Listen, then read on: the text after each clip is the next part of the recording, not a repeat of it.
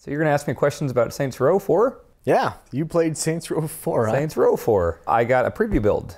Deep Silver sent me a preview build thing, and it's got a few missions in it, and it's also got the whole kind of open Steelport world, so I can run around and get my upgrades, my powers, and just kind of dink around and collect data clusters. Okay. They're basically like Crackdown's orbs, so if you're one of those guys that likes to just run around and jump on top of buildings and collect things that level you up, which I love doing. It's the stupidest, simplest thing in the world, but it's fun. Like, you'll stand on top of a building and just see a million of these shiny things all over the city. And you can just fly and glide and go pick them up. Because you've got like increased mobility with superpowers this time, so it makes more sense. Yeah, within like an hour of the game, you've got like, I was kind of worried that they were going to wait with like super speed and super jumps and stuff, but it's like within an hour, you get both of those and you're immediately leveling those up. Okay. So like, I don't even know if I'm going to drive cars in 4. You know, it's like you run faster than cars, you can get in tinier, you know, alleyways and stuff, and you can't like run into other cars. Like if you run into traffic, the cars just go flying. Right. So you're just sprinting crazy fast, like the Flash through stuff. There's no reason. Why would you ever get in a car? It would be stupid. Yeah, and you can just jump on top of buildings. Like you unlock wall runs and stuff where you can run up them. It's super awesome. So if the police are on your tail, or aliens. Okay, can you run through a drive-through spray paint place? You come out, it's just like, you're like one of those robot statue guys or whatever that stands on the street. Now the build that you had, does it start at the very beginning? Yes. Okay, and I got to play that at E3. You just kind of walk me through this. I thought that was the very beginning. Okay. Because we played the same E3 demo. Right. This one has the real first level of the game that shows how you became president. Okay, can you walk me through that? This is important. So you start out and it's a total like Zero Dark 30 thing. Like the mission's called Zero Saints 30 and you're Saints Team 6. And so you're coming in, you know, to some mountainous desert area in a helicopter, and you know, a bunch of guys come down and you go into this like terrorist compound, these caves. There's just exploding barrels everywhere. You're just running through as this like masked, like super cool like SEAL team guy, and just killing everyone. You're supposed to kill this guy Cyrus, who is clearly supposed to be like a Bin Laden guy. So here's a question for you. This is a series that obviously doesn't care about offending people. They do all kinds of stupid, ridiculous things. Why do you think personally they were like, oh no, Osama Bin Laden is crossing the line? And I mean, when it's quite clearly designed. I heard some early stuff that it was, originally it was going to be Bin Laden. Yeah. I don't know. It's not like, what do they want to? They don't want to offend like fans of Bin Laden. Exactly. Like, I don't know. Like, oh, you know, don't want to kill this guy. Show you know, some sensitivity. He passed away. So no, it's just some dude named Cyrus. Then you just roamed around Steelport. Is it laid out identically to what we've seen in Saints Row the Third, or are there like signs that things have changed, some buildings are ruined and that kind of thing? The map itself is pretty much the same. There's still Right. a statue guy, there's, you know, all the streets are the same, the downtown area is the same. There's different things, like there's these huge alien towers. I think there were like 5 of them I could go up. And it's kind of like this platforming little mini game thing where they're super huge. And so you have to find a way to kind of scale them between like wall running and doing super jumps and stuff. And you get like 1 million data clusters going up these things. So yeah, there's different side stuff like these generators and things you can take down. And then all the diversions and stuff from the previous games are back, but they're kind of different. Like Tank Mayhem, you're this floating hover laser tank now. And now there's Ufo Mayhem, where you're flying a UFO around blowing stuff up. And my favorite one is Insurance Fraud, which I always loved from the old ones.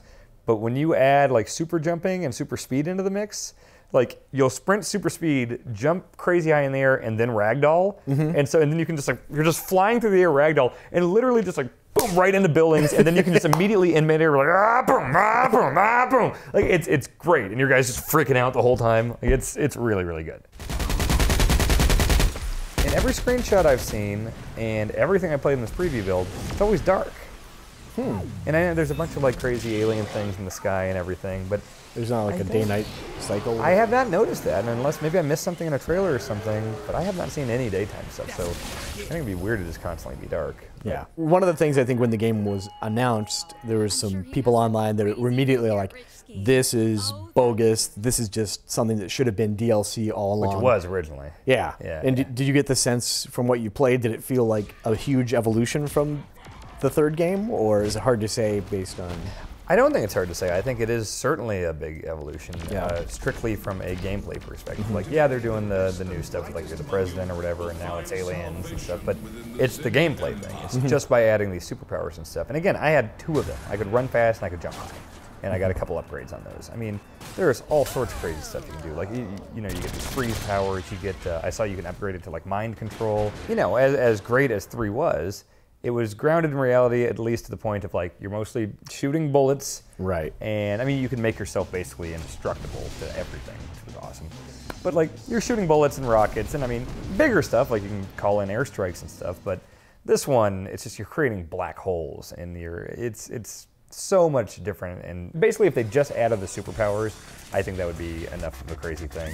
But Yeah. they've gone on top of that stuff with the weapons and everything. So what's your favorite weapon? You mentioned the black hole gun. There's also like the dubstep gun. Is there anything else that you found? Dubstep gun is surprisingly effective. Yeah. It actually does kill people pretty well. I really like the black hole gun because I like doing stuff like you just shoot a black hole in the sky, like above the street. And there's this black hole there, and you're using telekinesis and just like pick people and cars up, and you're just heaving them into a black hole, which is like, all right, that's cool. I like that a lot. Yeah. And just, yeah, the telekinesis is going to be super awesome because you can hold them up with the power button, but you can still shoot and stuff with the reticles, which is cool. And you can still do all your sprinting and all that stuff. So you can like just pick someone up off the street, like some old lady, and just sprint up the biggest skyscraper in the entire world, jump up and just throw her into the horizon, like, or into a black hole. Like, Of course. it's going to be the best just dink around game in a long time, I think. And you're the president who's doing this. You're the president, stuck in a Matrix simulation. Yeah. So you're having a good time with it. Yeah, it's really, really good. What kind of character did you create for yourself? Yeah, I basically I did like a half-assed Solid Snake. What kind of clothes was he wearing? Actually, why are you staring at me like that? This is very important You got to real me. serious all of a sudden.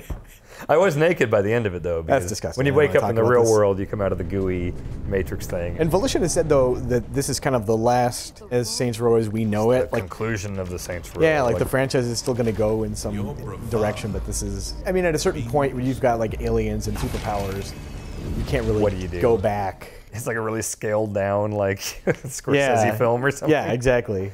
Yeah, I don't know. I never believe anything when game makers or movies like, oh, this is the last one. It's never the last one. You know, it's like a wrestler retirement. Flair's not going to stay out of that ring. You can't keep him out. You can't keep him out. He'll die in No. that ring or on top of a wild woman from Philadelphia. There you go.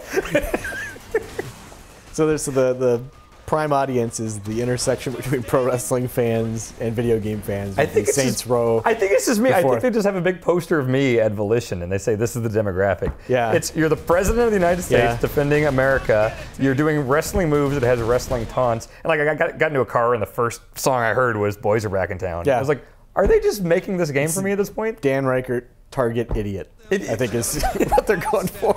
Well, they're nailing it. They're completely nailing it. It's So Saints Row 4. I'm excited to play that. gonna be great. Yeah. Thanks for facing me on a couch and chair situation. No problem. Anytime, Jeff Cork.